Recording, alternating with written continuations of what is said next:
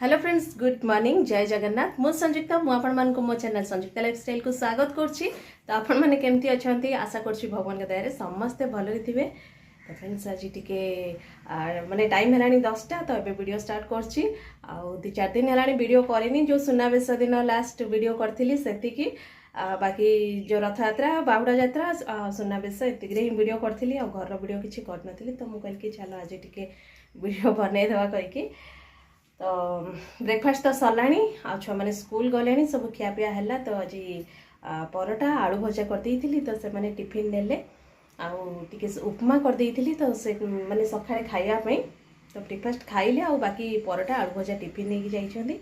आ बाकी आज गोटे भोजी अच्छी, तो किए जी खरा बेले किए ना ठीक ना, कहीं छुआ मैंने आसला बेलू से 3टा पाखापाखि हम से तो जीवेनी, मोर जीवार नहीं, बाकी माँ आउ बाकी छुआ मैंने भी तो जीवेनी, हजबैंड जीवार कथा पड़ी। जदि जीवे माँ और हजबैंड जीवे ना, तो खाली माँ जदि जीवे जीवे से मुझे रोसे टी बनाबनी कर। आज जह्नी गचर एक्चुअली बाहर थिला, देखेबी आपण मानकू।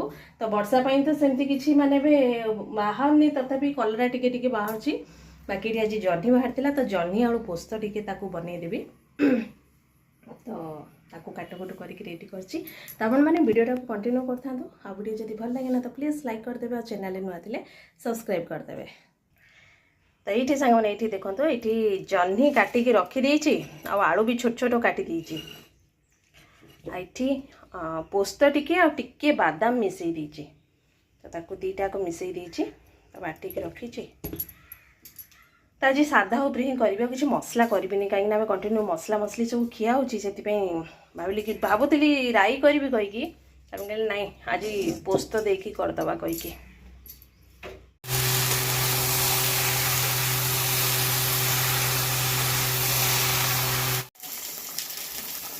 मैंने अधा अधी हो आसला करदे, जह्नी भी सीझीगला।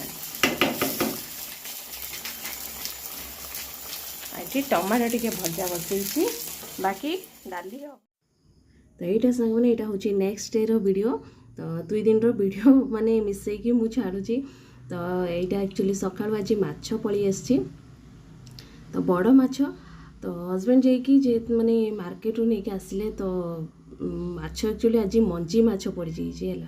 आउ माने मंजी कौन मु एक्स्ट्रा मंजी कही एक्स्ट्रा मंजी भी किणिकी माने अलग मंजी किणिकी नहीं पड़े आस। तो मंजी ही बहुत सारा हो जाइए। आज माछ भल अच्छी, किंतु मंजी देखी पड़े मंजी माने बहुत सारा मंजी अच्छी। किंतु एबे कौन वर्षा दिन ना, माने मंजी माछटा एते भल लगे माने एमती बिना मंजी वाला माछ जेते माने टेस्ट, मंजी वाला माछ एते टेस्ट लगे माने मंजी अलग कि किणिकी आनिकी खाइबो ठीक। तो ये मो माछ सब धुआधुई करके हल्दी लुण देकी रखी देइथिली।